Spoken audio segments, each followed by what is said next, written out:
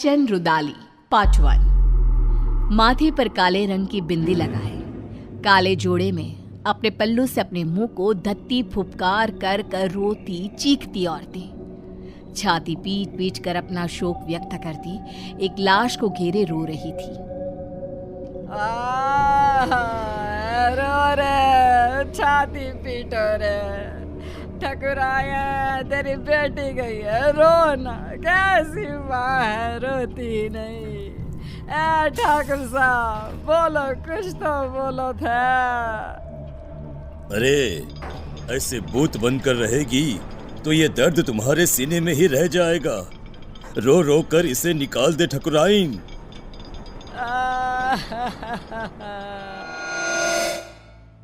राजस्थान में ये प्रथा सदियों से चली आ रही है। किसी भी राजा या जमींदार के घर किसी की मौत पर रुदाली को शोक मनाने बुलाया जाता था, जो 12 दिनों तक चला करता था। ये किस्सा शुरू होता है राजस्थान के एक गांव बिलासपुर के जमींदार प्रेमनाथ के घर से। ठाकुर साहब के घर किसी चीज की कोई कमी नहीं थी, नौकर चाकर सारी खुशियां, बस था नहीं तो एक बच्चा जो उन्हें पिता कहे। प्रेमनाथ अपने बगीचे में बैठे उदास चेहरा लिए सोचते हैं, कब मेरे आंगन में नन्ही सी जान खेलेगी, कब? अरे इतनी संपत्ति किस काम की है? भगवान पर भरोसा रखिए साहब, वो सबका ख्याल रखता है। कल ही मेरी लुगाई को सपना आया था कि ठकुराइन एक बच्ची के साथ खेल रही हैं। क्या सच में? तो वो श्राप जो हमारे वंश को लगा था? अरे अरे अरे, कितने समय बीत गए ठाकुर साहब, अब काहे का श्राप? कितने दिन ही छिपा करता है, हैं? अब तो आप खुशियां मनाइए। माली की बात सच निकली और ठकुराइन गर्भ से रही और 1 साल में ही उन्होंने एक नन्ही सी जान को जन्म दिया, जिसका नाम निशा रखा गया। निशा यानी अंधेरा, घोर अंधेरा। और निशा की पसंद भी कुछ ऐसी ही थी। बचपन से उसे काली चीजें संजोने का बड़ा शौक था। हे भगवान, ये काली गुड़िया कहां से ले आई? फेंक इसे निशा, डर नहीं लगता तुझे? गुड़िया पूरी तरह काले कपड़े में रुई डालकर बनाई गई थी। गले में लाल रंग के धागे में एक ताबीज, मानो किसी तंत्र मंत्र के लिए इस्तेमाल में लाया जाता हो। ठकुराइन घबरा जाती है और उस गुड़िया को निशा के हाथ से लेकर नीचे फेंक देती है। तुम्हें कुछ हो जाता तो बेटा? नहीं माँ, मुझे क्या होता? ये डॉल तो मेरी फेवरेट बनेगी। मुझे काला रंग कितना पसंद है, आप जानती हो ना माँ। ऐसी ही कुछ अजीब हरकतें करती निशा बड़ी हुई और आज 18 साल की होने वाली थी। एक दिन बाद ही उसका बर्थडे था। अपने जन्मदिन और मौत के एक दिन पहले वो रात को कहीं से बड़ी देर से लौटी और आते ही अपने कमरे में चली गई। और उस रात की सुबह फिर हुई ही नहीं। आज आसमान कितना अलग सा है ना, कितना घोर अंधेरा है। तुम्हें अंधेरे से कैसा प्यार है लाडो?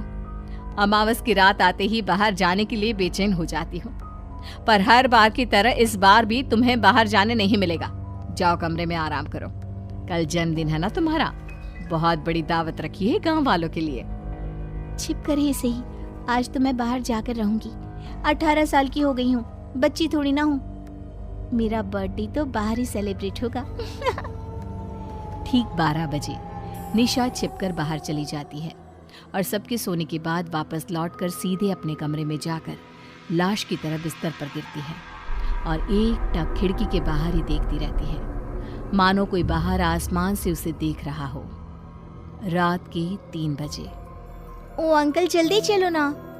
निशा के आगे लाइन में लगा हुआ आदमी अपने हाथ को शरीर से अलग कर निशा के हाथ में देता हुआ कहता है, अरे परेशान कर दिया है, अब आगे वाला बढ़ता नहीं तो कैसे बढ़ूं मैं? इस हाथ से उसे नीचे जलते आग में धक्का दे दो। ये सब क्या है? गुनु काका, आप तो पौधों को पानी देते हो ना, आप यहाँ, और हम सब कहाँ जा रहे हैं? और आपके हाथ कैसे कटे? यहाँ कोई किसी का मालिक नहीं और कोई किसी का नौकर नहीं छोटी मालकिन। मौत के बाद तो सब बराबर है, सब। काश काश अपनी बेटी से जीते ही मिल पाते हम। कोई नहीं, तुम मेरे पास आ गई। खैर, देखो हम मर चुके हैं। कल रात ही तुमने भी दुनिया को अलविदा कह दिया। अब तक तो तुम्हारे शरीर को जलाने की तैयारी भी शुरू हो गई होगी। रात को तो मैं घर पर अपने बिस्तर पर लेटी हुई थी, फिर क्या हुआ? काका, ये सब क्या है? मैं सपना देख रही हूँ ना, मुझे वापस जाना है। निशा चारों तरफ देखती है। चारों ओर भूत पिशाच तड़प रहे थे। हमें जाने दो। जल्दी हो गई। काका, काका, मुझे बहुत डर लग रहा है काका। कुछ आत्माएं स्वर्ग और नर्क के बीच में फंसी रह जाती है। ये वही दुनिया है, प्रेत लोग। अब पता नहीं कब तक यहाँ रहना होगा। काका, मुझे बचा लो प्लीज। माली अचानक पीछे पलटता है और निशा को नीचे जलती आग में धक्का दे देता है।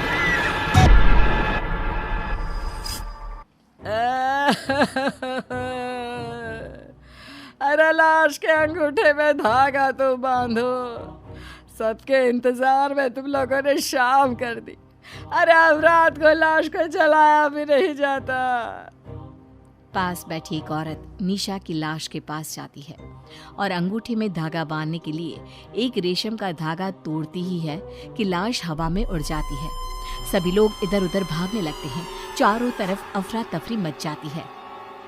ऐसा तो तभी होता है जब लोग से कोई आत्मा वापस आ जाती है।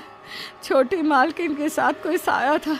इसका शरीर जला दो वरना यह सबको खा जाएगी। न जाने क्या लेकर लौटी है। कंचन रुदाली निशा की लाश को पकड़कर उसके सीने में एक पत्थर रखकर उसके कान में कुछ बोलती है। क्रियाकर्म की कोई रस्म किए बिना ही सभी निशा की लाश को जला देते हैं। चली गई मेरी बिटिया। अब तो मेरी गुड़िया मेरे पास ही रहेगी। आखिर क्यों प्रेमनाथ के मालिक ने प्रेत लोक से निशा को बचाया?